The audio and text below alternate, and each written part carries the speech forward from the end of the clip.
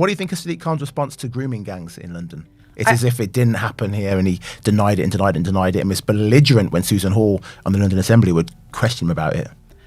I think so.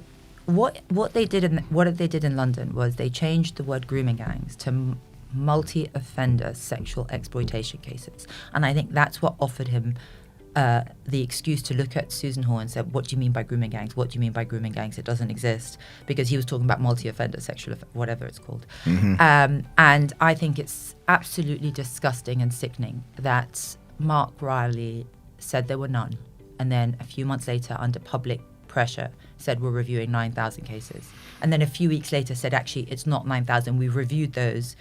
There's 1,000 something. I don't know if you heard.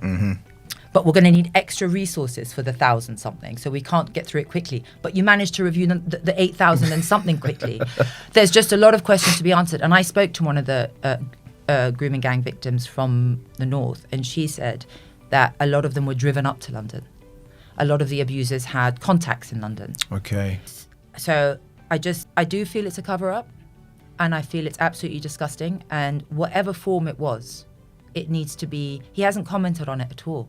Yeah, and there are questions swirling, and there's a huge silence. Like, I want to know exactly, how did you come up with the idea that those 7,000 something are not a part of that criteria? What is the criteria? Yeah. You know, who's going to review it? Is the police doing their own homework? And this needs to be public, because we're not going to let those girls suffer in silence again. And we're not going to let anyone in power get away with it in London or anywhere in the country.